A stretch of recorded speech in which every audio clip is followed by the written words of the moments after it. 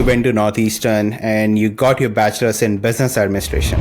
How did you choose your major? And I actually ended up getting into school for psychology. And what interests me about psychology was, I realized then, was more of the marketing side. How do you convince someone that what you're selling is good? Or how do you convince someone that what you're doing is good? How do you acquire users? How do you understand that user mentality? First semester in, I took a psychology class and I was like, okay, this is it.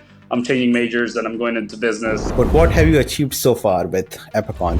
We invest in businesses that are category defining, that want to really have a vision and have a founder who is very, very ambitious and wants to change the way things in specific industries are done or wants to change the world. To date, we've made about 24 investments, mostly angel capital syndicated investments. What is your advice for people making career pivots like these? I think it's to be really self-reflective, right? I think I've been in the past, and I think HBS allows you to do that too, but I think it's really understanding what you're doing, what you want to do, and being very purposeful.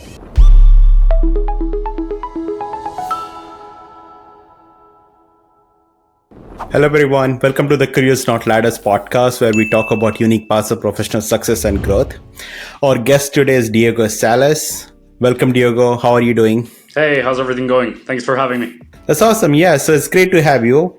I'm proud of the fact that every guest we have had so far are coming from very different background, both personal and professional. And with Diego, we are continuing on this trend. Here is what you should know about Diego. His expertise is at the three-way intersection of technology, finance, and emerging markets. He's an operator, investor, and trusted advisor for early-stage startups. He has successfully helped founding teams scale their businesses and position them for acquisition or further institutional investment. He has been recognized for leadership and community engagement with Harvard Rice Fellowship, the MIT Fellowship, the Huntington 100, and the Latino Civic Engagement Award. So that's a pretty solid intro if you ask me. Now let's get into the podcast. So like always, let's go back way into the past, into your childhood years. So you grew up in Venezuela. Tell me about your family, like your background, your siblings maybe, and any particular incident that defined you as a person. Yeah, absolutely. So I grew up in a middle to upper class home with both my parents and also my three siblings, Daniel, Jorge, and Vanessa. Were you the youngest or? Yeah, I'm the youngest. I'm the youngest one in my family. Okay. So that gives you the positives, which is parents have been through everything before, so they're more lenient on you. So that's one of the good things. So yeah, I grew up in Venezuela. I had a pretty great time during school. A very, very tight-knit group of friends, and I actually played soccer. So I was a captain of my soccer team for about 5 years, and so it was a very, very big part of my childhood. That's awesome. Yeah. So you left Venezuela. You started college at Northeastern. But before you did that, you had a stint with the World Education Program in Europe. What were you doing there? What were any learnings from that? Yeah, so I knew I wanted to go to college in the US, just like the rest of my brothers. But before that, I wasn't quite ready. I still thought I needed to mature, at least my parents thought I needed to mature. And so I stayed with host family who adopted me for an entire year in Belgium. And so I learned French. I went to a French school, made friends from all over the world, traveled a lot of Europe. And so for me, it was a very important year because not only did I mature, but I also learned things about politics, about money, about foreign currencies.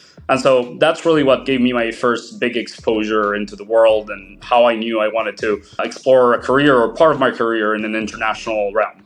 How long was the stint? Like 6 months or more? So the stint was a year. So I started in August and ended in July. That's awesome, yeah. And then after you went to Northeastern and you got your bachelor's in business administration. How did you choose your major? So I have had many immigrants from Asia and South America on this podcast, and they have always chosen engineering or being medical. So how did you choose business administration, and what did you think you would do with that degree? Yeah, so it's interesting because when I was in high school, I thought I wanted to be a veterinarian. Then I thought I wanted to be a dentist. And then I actually ended up getting into school for psychology. And so my parents were always very, very supportive of what I wanted to do. Obviously, my mom wanted to push me into medicine, but that's not necessarily what I wanted to do. I didn't like science classes in high school. And so I decided to go for psychology. And what interests me about psychology was, I realized then, was more of the marketing side. How do you convince someone that what you're selling is good? Or how do you convince someone that what you're doing is good? How do you acquire users? How do you understand that user mentality? And I only realized that in hindsight. But first semester in, I took a psychology class and I was like, okay, this is it. I'm changing majors and I'm going into business, just like my dad and one of my brothers. That's awesome. Yeah. And while at Northeastern, you were actively involved in like civic engagement initiatives and you were named Huntington 100. And just to set context, that's like 0.5% of the class. This is prestigious. Yeah, I would say, there's 16,000 students and, 100 get it. So it's that division. It's obviously it's a great award for me, but more than an award and the accolades, it's, how you got there, right? And for me, being involved in civic engagement initiatives coming from a country with such hard backgrounds was really important. And so for me, it was important to really make an impact. And that impact didn't matter where it went. I actually just wanted to help people. And so I was really involved with the community, gathering medicines for people in need, being involved in language programs, making sure that I was available to tutor, to be part of a teaching assistant for different classes. And so the Huntington 100 was just kind of the culmination of not only my civic engagement, but combined with my academic engagement of graduating magna cum laude, and then also my professional stints and internships that I did throughout my career. Yeah, no, that's great. So a side tangent, how many languages do you speak? I would say I like to be conservative on this. So I speak English and Spanish completely fluently, like natively. I speak pretty well French. I think we can have a great conversation. I can speak some Portuguese. I actually also lived in Greece for 4 months, so I can speak a little bit of Greek. But conservatively, I would like to say 2, so that when I get asked that in an interview, I'm able to respond. That's awesome. Yeah, no, I speak like 2 good languages and then maybe 2, 3 like extra. Yeah, but like not fluent. Yeah, just good. Yeah. Play conservatively sometimes. Right. So you graduated from Northeastern, you joined Scotiabank as a debt market analyst. And that's not a surprise that you chose to focus on Latin American and Caribbean regions. So what were your responsibilities at Scotiabank and any big achievements in that role? Yeah, so I actually started to work at Scotiabank while I was still in school, so I hadn't graduated yet. And so for me, it was an opportunity to get kind of this full-time role while still at school, but I obviously still wanted to finish my schooling career. And so what drove me to it is a team of 5 amazing people, some of the most brilliant people in the world. One actually went to the same school I did in Venezuela, like for high school, and then he was probably 15 years, 20 years up in my career. Carlos, he's been a great resource and mentor over my career. Obviously have high admiration for him, but it was really the team, right? And so the work was really important. Normally when you work at a bank, you're a specialist, right? So you're a gas or an oil specialist. And so what I really liked about Scotiabank is that it was such a small team that you actually covered all of the industries. And so you became a little bit of an expert in like airports, a little bit of an expert in gas, a little bit of an expert in electricity. And so it gives you like a really broad sense of how things moved. Right. So I'm going to skip to your next stint. And before I go into IBM, let's talk about Scotiabank. So I know you switched to IBM, but why did you switch to IBM? Like, are there any aspects of your first job you didn't like? No, well, I think I really enjoyed my job. It was a very, very thrilling job. It was rewarding at the end. I think I pivoted for essentially 2 reasons. The first pivot was I knew that I didn't want to be in banking for an extremely long time. And so the question around that, how long I had already done it and what I had learned, I think my ceiling was a little bit capped. But then secondly, I didn't necessarily want to move to New York at the time. I had personal reasons to stay in Boston, and there's not really that much banking in Boston. And so when I was trying to pivot, I was like, okay, what's the next best industry? And so consulting was kind of the next one on the line. And so I knew I had a lot to learn. And, I thought consulting and technical consulting would give me that. Yeah. And you joined IBM. Interestingly, you became a software engineer at IBM and you did not have any training. So how did that happen? Yeah, it's an interesting story. So I applied through essentially my school's like alumni or last year recruitment center. And so I applied, I got interviewed. Surprisingly, I didn't get asked any technical questions. It was great interviews. I really, really liked the people. And so when we were going through the interview process, I was kind of asking these technical questions, and I kind of realized the 2 things. The first thing is IBM was growing at the time, and they were really investing into these new programs were for a combination of business and technology. And then secondly, I realized that I missed that technical aspect of my life, right? Like if I wanted to do something big and I wanted to quote unquote change the world, I needed to learn technology. That's where things were going at the time and have been going all the time since. And so for me, it was an opportunity to challenge myself. It was an opportunity to manage software engineers, deal in a complete different world. And so, I'm obviously very excited that I took it because that has had a big impact in kind of the rest of my career. Any particular technologies you focused on? Yeah, so we work with robotic process automation. So that's kind of like the base layer of artificial intelligence. But in 2017, that was pretty novel. Also built first to market cloud products in the insurance space. And so, working with tons of different mini technologies, anything from data lakes to API transformation to UI, UX for customers. And then lastly, I did a project in the blockchain space. And so that was really interesting to me because that was when there was a little bit of a boom in the blockchain space around 2017, 2018. Yeah, no, those are all really hot in 2017, 2018. And I know because I was in autonomous vehicles in 2016 and it was really hot. Everyone was talking about That it. was the boom. That was the boom at the time. Yeah. But did you lead any teams also? Like, how was the leadership experience there? The leadership experience was good, right? I think we had a team of, call it 300 people, and I was leading teams anywhere from, call it 7 to 20 people, depending on the project, right? We had a project where we had our resources in Poland, and so I was leading that team. And then another project where we had a lot of our resources in India, and so I was leading a lot of those people based in Hyderabad. And so got a little bit of a mix of experience, but I was involved in projects anywhere from 2 people to 300 people, and had roles anywhere from kind of the person looking for the requirements to kind of the person leading the requirements buckets. This is such an inspiring story. Like you moved from banking to tech, and I have so many friends who are like stuck in their roles. They are doing the same role because they think that the other industry won't take them, or they majored in something and they can't change the field, or they have been there for too long. So, what is your advice for people making career pivots like these? I think it's to be really self-reflective, right? I think I've been in the past, and I think HBS allows you to do that too. But I think it's really understanding what you're doing, what you want to do, and being very purposeful, right? Like, you're only young for a certain period of time, then you go into kind of this creating a family period. And so for me, the most important thing was to, hey, if I know that 4 years I'm going to feel this way, then why not do changes now? That was a very, very big part of my story. And I actually still prioritize things in that way. Yeah, no, that's awesome. That's a good mindset. So you were at Scotia Bank and then you were at IBM for some time, made a pivot, and then you ended up at Harvard Business School. That's how I got to know you. So when did you know you wanted to get an MBA, and any people who helped you or any organization that helped you getting into an MBA program?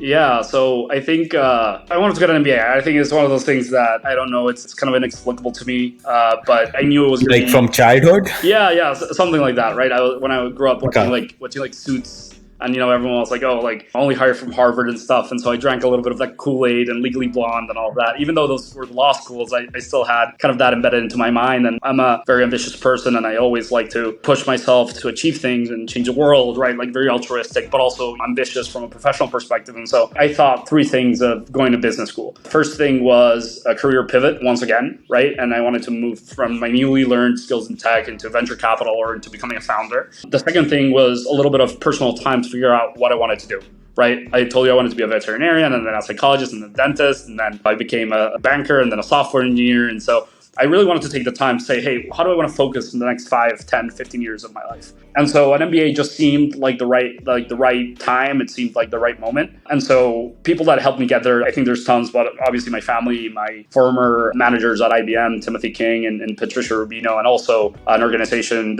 called Management Leadership for Tomorrow, which assists underrepresented minorities in understanding the business school programs, the application processes, and kind of guides you through best practices. And that allowed me to put forth my best applications as I went through the MBA application cycle.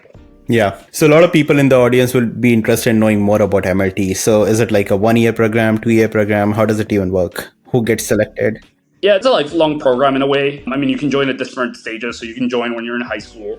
You can join when you're pre-MBA. You can join during your MBA, or you can join later on in your career. And all of the programs have a little bit of a different track. So for example, when you're like in high school, I think it helps you kind of figure out what you want to do. And then, when you're in college, it helps you figure out your first jobs. And then when you're pre-MBA, it helps you figure out the application cycle. And when you're in your MBA, it helps you navigate post-MBA and everything, recruiting, understanding life, connections. And then, there's sort of like this all of life community. And so I wouldn't say I'm as involved as I like to be, mainly because of priorities and time, but the organization is amazing. I highly recommend it to anyone listening that fits these buckets and applies. And they're absolutely fantastic. You learn a lot. It's a very introspective process where you realize things that you may not have known about yourself. Yeah, that's awesome. No, that's a great program, and some of my best friends are graduated from that program, so I know very well.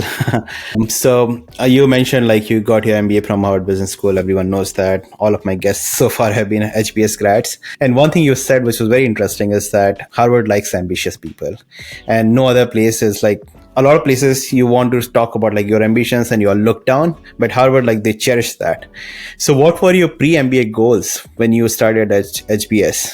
Yeah, I think the goal that I applied with to MBA was that I wanted to launch a venture capital fund and that I wanted to target Latin America. So it was very specific. Reasons for that is kind of, again, I had this very altruistic approach of giving back to the countries, but also there's tons of opportunity and I had a lot of experience. So it kind of really made sense to target it there. And so more than that, I think I conveyed a vision that no matter what, or no matter how many rocks get put in front of you, you're able to navigate them and make the best out of the situation and help people and also, make money. At the end of the day, what they want to see is not only that you have a track record of success, but also that you have a vision that you don't stop here, you have a lot to go.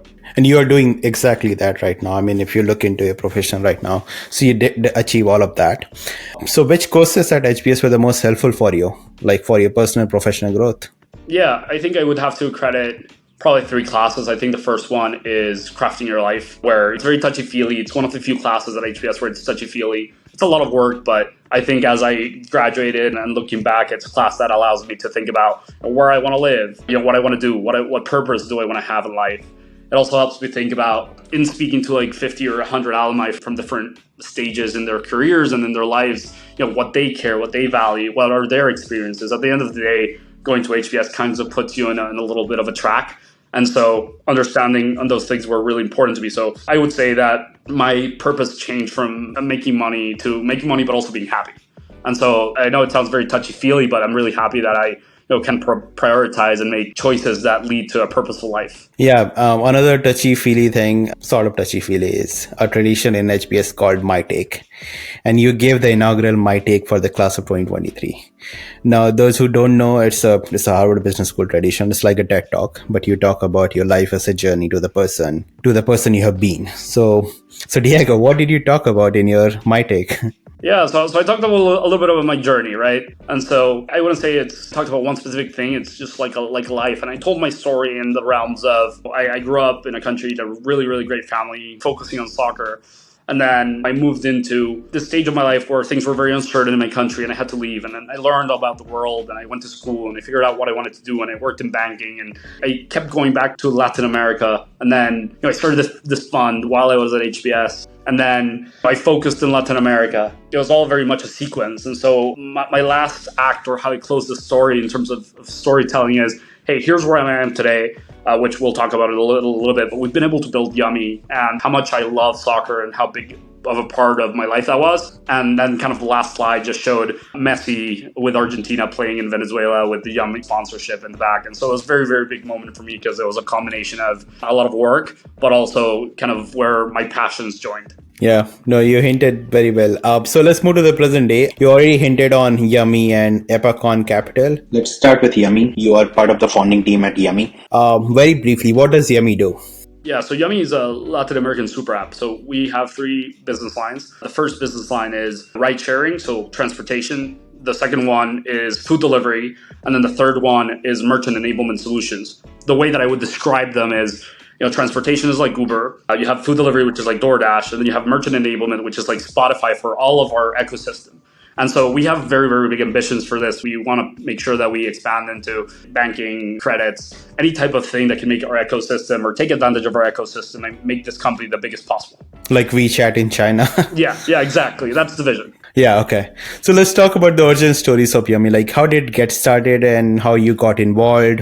What's your role there? Yeah, so it was about January of 2020. And Vicente, the CEO of Yummy and the founder of Yummy, calls me up. We have a long-standing relationship from school. And he tells me, hey, I'm thinking of launching a food delivery app, right? And mind you, this was pre-pandemic. And I essentially got on the phone and told him, hey, I think you're a little crazy. I think that this isn't going to work. It's not the right time. I kind of came up with excuses for why it wouldn't work. And even though my mind really wanted to kind of pursue it and do the investment and actually get involved, it wasn't the right time. Now, he calls me again maybe 2 months later and he tells me, hey, this is happening and actually this is the brand, right? And this is how it looks. And I was like, okay, this is going somewhere. And it looked very exciting. And obviously, I think doing something with friends is really great. And so essentially, I talked with him for maybe like 2 weeks. And then I told him, hey, you know what? I'm in. And I'm in not only to get involved and get my hands dirty, but also here's the first part of institutional capital that I syndicated. And then it became Epicon. And so that's how I became involved and how we got this thing off the ground. And I looked on LinkedIn. So Yummy was part of Y Combinator, which is like a big accelerator. Everyone has heard about them.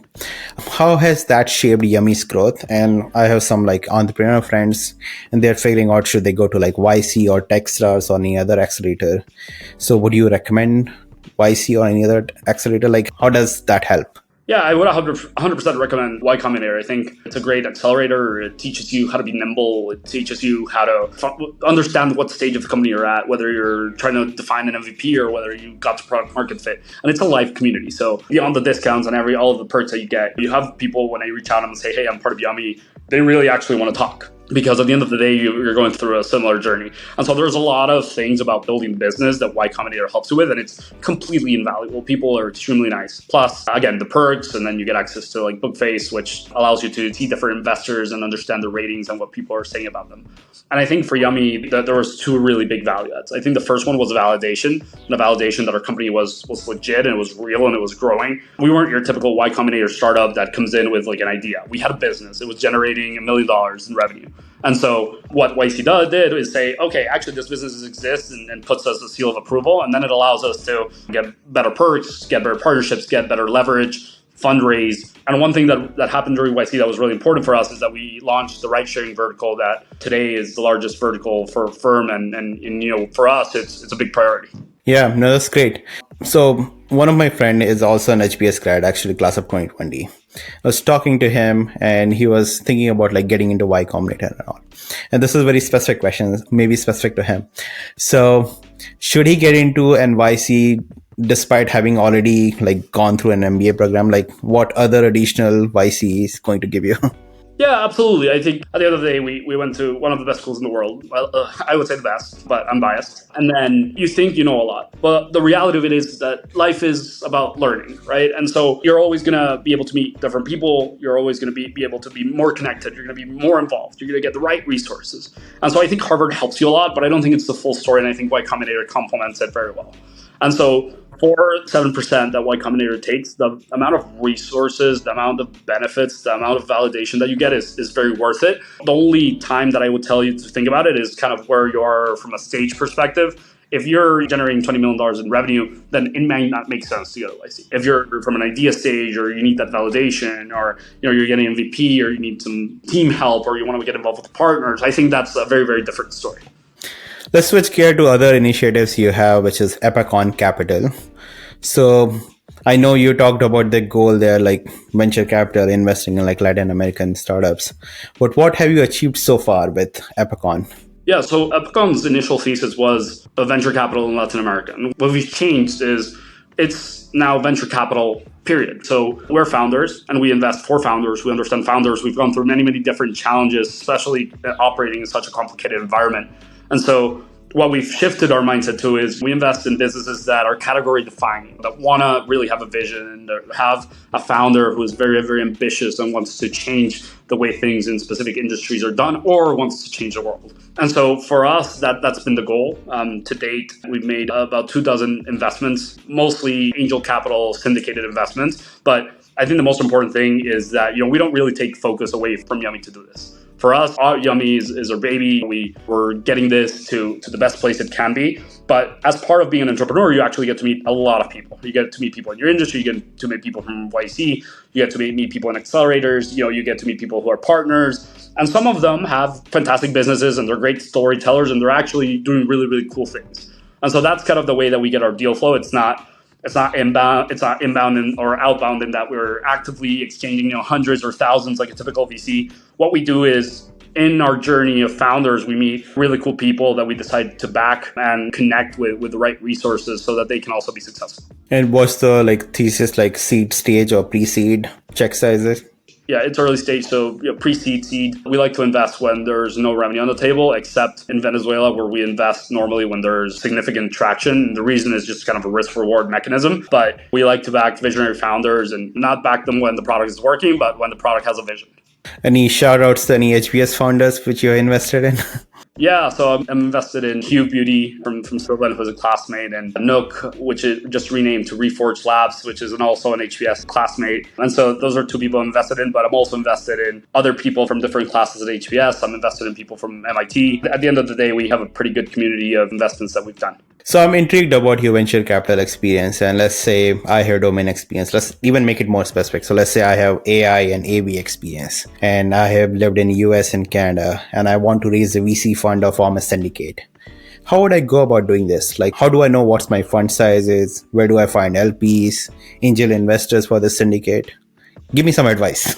Yeah, no, I think there's different ways to go about it. I would say the most typical path is, one, you become a founder, or have a successful exit. In your founder journey, you meet a lot of great people. You meet a lot of great resources. You meet investors, those that invest, those that don't. You meet collaborators. And so you have a general perspective, and then you also have a value add of, hey, I know this industry really well, or these industries really well, and so I can help the founders in these categories. And so then you exit your startup, and then you raise a fund from those people that you've met in your time, and then you deploy it. And then it's all about results. So that initial fund, it's all about results. And so kind of the second way to do it is you're in private equity or you're in venture capital and you spend 15 to 20 years in your career. And then as part of that venture capital firm, you meet a lot of people, you do a lot of investments, you have a personal track record, you have a fund track record. And then from there, you kind of pivot into creating your fund. For me, it's been a little bit different. Obviously, I don't have, I'm fully focused on Yummy, and that's, the most important thing. But then on the flip side, obviously, I've met a lot of people at HBS. And so I just asked them, hey, if you're interested in investing occasionally, then come and join in our syndicate. We promise you great deal flow, because at the end of the day, it's all part of the communities that we're in, and it's people that we think are visionary.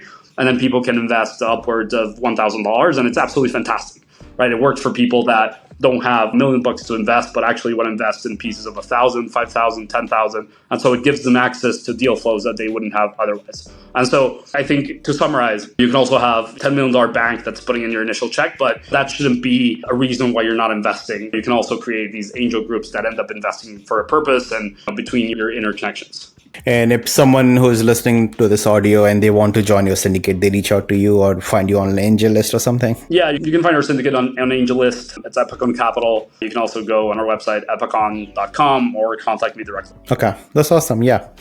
So all great questions so far and great answers from you, Diego. So lots of learning and lots of insights. But then we are in this almost second part, you would say, of this podcast recording, where we go on to like some life related topics, some fun and hobbies. So the question for you is, what's your pick me up? Like, what do you do that helps you feel better after a tough day of work?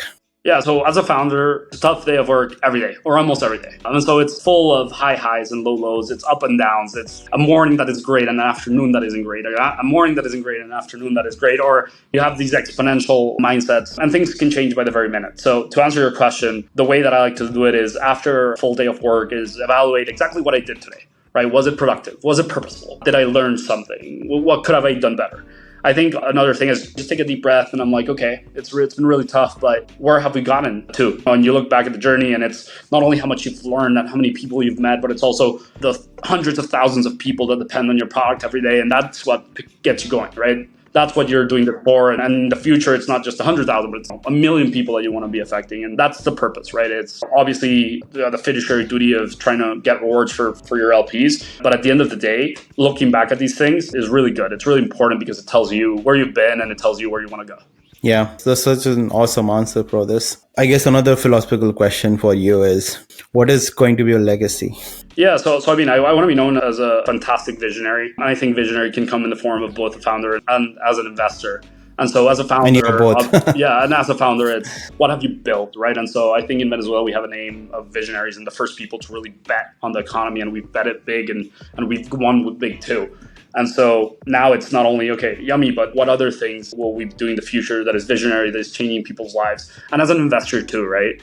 It's, this company, is doing really well. Who was their first investor? And when they turn around and they see, hey, these people, when they bet on something, it does really well. And not only because they're lucky, but also because they add value and where founders are really happy and can say great things about us. I think that's when we've really won. I'm not necessarily the person that's going to be like on all the covers and all the billboards, but I like to lay back and work and actually be really good and prove myself with results and not by talking a big game. Yeah, that's great. Quick tangent on Yummy. So after Venezuela, like, have you expanded to any other countries? Are you planning to? I think our focus is Venezuela, right? We have experiments in other countries and we're trying to figure out how to best invest our resources. But Venezuela is a huge market, right? It's untapped and we dominate the market both in every single one of the categories that we play in. We're growing 100% quarter over quarter. We continue to be a really big business with really great resources. And today, macroeconomic world, our focus is let's expand and let's invest our money with where the highest ROI is. And so we're going to be staying here for the foreseeable future. That's awesome. Yeah. Another fun topic, I guess. So in my research, I found out that you do a lot of yoga. So how did you get started with that, and what are your favorite poses? Yeah, it's funny. I got started with it because I just felt like I needed to take the edge off. And so I started in 2017, became a practitioner probably 2-3 times a week, very, very religiously. And then during HBS, I left it on the side a little bit. But right now, I've gotten into the habit of going to hot yoga. And so I tried to do that 2 or 3 times a week. And it's a great way to decompress, forget that everything else exists, and also deintoxicate your body a little bit. So it works wonders. Any favorite poses? You're probably not going to like this one, but I love it. It's Shavasana. It's by far my favorite one. And it's like, okay, you work really hard and then you left it all, you sweat, and then you're kind of relaxing. And I probably fall asleep like 1 out of every 3 times. And then I get woken up at the end of class. Yeah, no, that's fine. Another question I'm interested in. So you probably travel a lot in your journey. What's the best place you have traveled recently and why was that so good? So recently I traveled to Canaima, which is in the Amazon jungle in the Venezuela border. And it was absolutely stunning, right? It hosts the largest, first time, it hosts the tallest waterfall in the world. And it was absolutely beautiful, like full with nature, very welcoming people. Absolutely loved it. It was 4 days to wind down, reconnect with nature. And I also went with my brother and spent some great quality time with him. So that was fantastic. I highly recommend it. I think no matter where you're from, this is going to be one of the coolest places you're ever going to visit. That's awesome. I'm looking for my next vacation spot. Yeah, absolutely. We can chat about that later. Yeah. One hypothetical question I have, and I have asked this to every guest, and it's always fun to figure out what they're thinking. So if you could have dinner with any historical figure, living or dead, who would it be and what would you talk about? Yeah, so I'll give you a slight spin on it. So I would have dinner with my grandfather on my mom's side. And the reason is he was a very, for all intents and purposes, successful legislator, doctor, philosopher. Is kind of one of those people that kind of couldn't do it all, but he was someone that didn't do it for the money or for the fame. He did it because he actually wanted to help people. And sadly, he passed away when I was about 10 years old or 9. And so I never really had this kind of conscious communication, but all of the things that I hear about him and how people speak about him are fantastic. And he has a hospital to his name. And so someone that I would have loved to know more and learn more about life and kind of drowned away. Being from HBS, you're so ambitious and you're going all the time. And this is someone that I think you can learn from. Yeah, that's awesome. So we do have a last question, and it's an audience question of the day. Hey, Diego, how's it going? This is your friend and section mate, Kevin here. For the audience question of the day, I would love to ask you how you think about the difference between being a business operator and an investor. I know for yourself, you've been intimately involved in both seats and both roles, both in the management position at Yummy as well as an investor at Epicon. I'm curious to know, now that you think about the next steps in your career, you surprisingly chose to kind of also be in the role of a business operator, more so than you would like to be an investor. I'm wondering what drove you to this decision, and having sat in both roles, what you think the difference in these two roles are, and what makes a business operator a lot more attractive to you at the moment. And that's really it. So thank you for your time and all the best. Yeah, so it's interesting. I would love to know how you realize that Kevin and I are such good friends, but also co-investors, co-collaborators. That would be great to know. But yeah, Kevin's a great friend, and thanks, Kevin, for the question. Yeah, I think the difference between being a business operator and an investor is I think there's two separate paths. I think as an investor, you rely on data, you rely on all of your past experience to kind of formulate your thesis, and then you kind of support those portfolio companies with what you know. Now, as a business operator, there's a lot of unknowns, right? and you're making decisions on a day-to-day basis, a lot of these decisions are you're deciding between someone having a job and someone not having a job, between how many people you impact, what type of products you develop, how do you know whether those products are working or not. And so it's very much more involved than being an investor. As an investor, you essentially choose companies and founders that you really believe in. And so I think that the way that I think about both is you become a better investor as you operate. And so what I've loved about being an operator is I've learned so much. And in learning so much, I've been able to take really good investment decisions and understand what makes a founder that is successful, what makes a product that is successful, what makes a mindset that is successful.